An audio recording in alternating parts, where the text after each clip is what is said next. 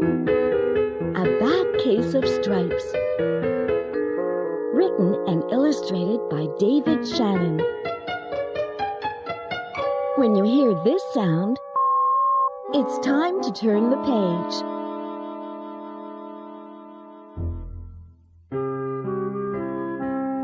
Camilla Cream loved lima beans, but she never ate them. All of her friends hated lima beans, and she wanted to fit in. Camilla was always worried about what other people thought of her. Today she was fretting even more than usual. It was the first day of school, and she couldn't decide what to wear. There were so many people to impress. She tried on 42 outfits, but none seemed quite right. She put on a pretty red dress and looked in the mirror. Then she screamed, "Ah!" Her mother ran into the room, and she screamed too. "Ah! Oh, my heavens!" she cried. "You're completely covered with stripes." This was certainly true. Camilla was striped from head to toe. She looked like a rainbow. Mrs. Cream felt Camilla's forehead. "Do you feel all right?" she asked. "I feel fine," Camilla answered. "But just look at me." "You get back in bed this instant," her mother ordered. "You're not going to school today." Camilla was relieved. She didn't want to miss the first day of school, but she was afraid of what the other kids would say, and she had no idea what to wear with those crazy stripes. That afternoon, Dr. Bumble came to examine Camilla.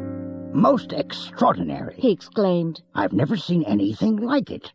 Are you having any coughing, sneezing, runny nose, aches, pains, chills, hot flashes, dizziness, drowsiness, shortness of breath, or uncontrollable twitching?" "No," Camilla told him. "I feel fine." "Well, then," Dr. Bumble said, turning to Mrs. Cream, "I don't see any reason why she shouldn't go to school tomorrow. Here's some ointment that should help clear up those stripes in a few days. If it doesn't, you know where to reach me." And off he went. The next day was a disaster. Everyone at school laughed at Camilla. They called her Camilla Crayon and Night of the Living Lollipop. She tried her best to act as if everything were normal, but when the class said the Pledge of Allegiance, her stripes turned red, white, and blue, and she broke out in stars. The other kids thought this was great. One yelled out, "Let's see some purple polka dots." Sure enough, Camilla turned all purple polka dotty. Someone else shouted, "Checkerboard!" and a pattern of squares covered her skin. Soon everyone was calling out different shapes and colors, and poor Camilla was changing faster than you can change channels on a TV.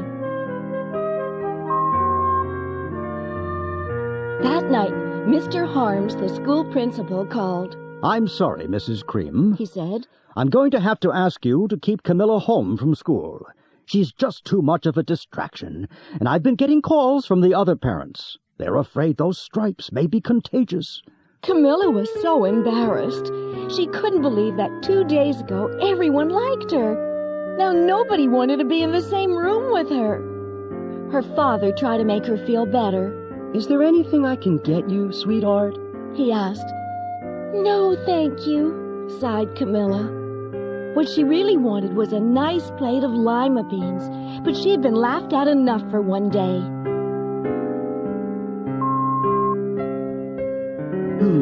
Well, yes, I see. Dr. Bumble mumbled when Mr. Cream phoned the next day. "I think I'd better bring in the specialists. We'll be right over." About an hour later, Dr. Bumble arrived with 4 people in long white coats. He introduced them to the Creams. "This is Dr. Grupp, Dr. Sponge, Dr. Cricket, and Dr. Young." Then the specialists went to work on Camilla. They squeezed and jabbed, tapped and tested. It was very uncomfortable. "Well, it's not the mumps," concluded Dr. Grupp. "Or the measles," said Dr. Sponge. "Definitely not chicken pox," put in Dr. Cricket. "Or sunburn," said Dr. Young. "Try these," said the specialists. They each handed her a bottle filled with different colored pills. Take one of each before bed, said Dr. Grupp. Then they filed out the front door, followed by Dr. Bumble. That night, Camilla took her medicine. It was awful.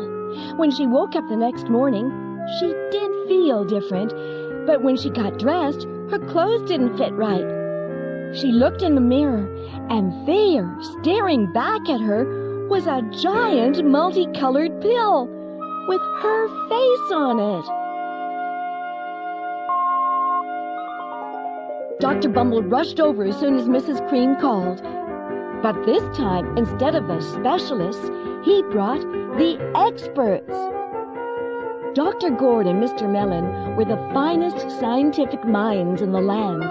Once again, Camilla was poked and prodded, looked at and listened to. The experts wrote down lots of numbers, then they huddled together and whispered. Dr. Gord finally spoke. It might be a virus, he announced with authority. Suddenly, fuzzy little virus balls appeared all over Camilla. Or possibly some form of bacteria, said Mr. Mellon. Out popped squiggly little bacteria tails. Or it could be a fungus, added Dr. Gord. Instantly, Camilla was covered with different colored fungus blotches. The experts looked at Camilla, then at each other. We need to go over these numbers again back at the lab, Dr. Gord explained. We'll call you when we know something. But the experts didn't have a clue, much less a cure. By now, the TV news had found out about Camilla. Reporters from every channel were outside her house, telling the story of the bizarre case of the incredible changing kid. Soon a huge crowd was camped out on the front lawn. The Creams were swamped with all kinds of remedies, from psychologists, allergists, herbalists, nutritionists, psychics, an old medicine man, a guru, and even a veterinarian. Each so-called cure only added to poor Camilla's strange appearance until it was hard to even recognize her. She sprouted roots and berries and crystals and feathers and a long furry tail, but nothing worked. One day, a woman who called herself an environmental therapist claimed she could cure Camilla. "Close your eyes," she said. "Breathe deeply and become one with your room." "I wish you hadn't said that," Camilla groaned. Slowly, she started to melt into the walls of her room. Her bed became her mouth, her nose was a dresser, and 2 paintings were her eyes. The therapist screamed and ran from the house. "What are we going to do?" cried Mrs. Cream. "It just keeps getting worse and worse." She began to sob.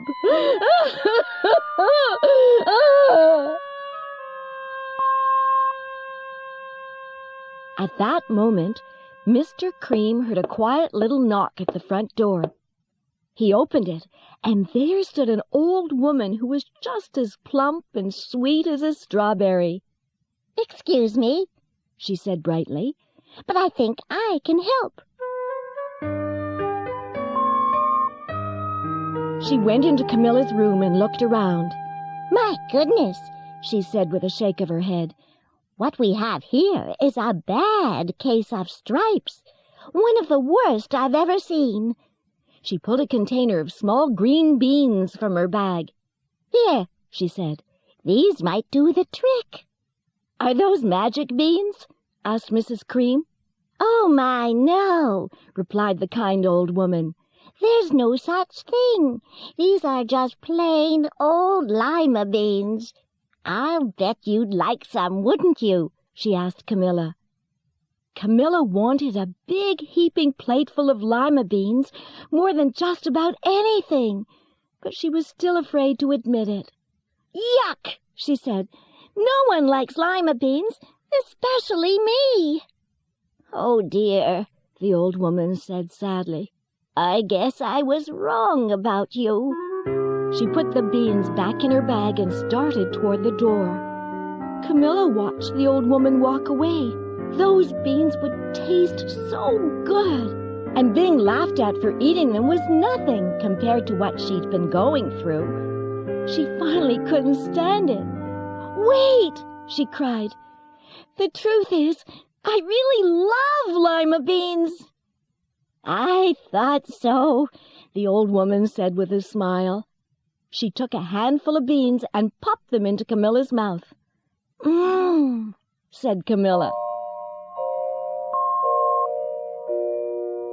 Suddenly, the branches, feathers, and squiggly tails began to disappear. Then the whole room swirled around. When it stopped, there stood Camilla, and everything was back to normal. "I'm cured!" she shouted. "Yes," said the old woman. "I knew the real you was in there somewhere."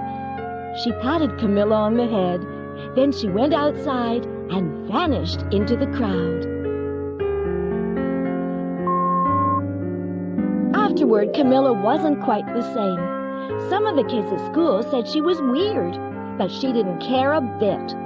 She ate all the lima beans she wanted, and she never had even a touch of stripes again.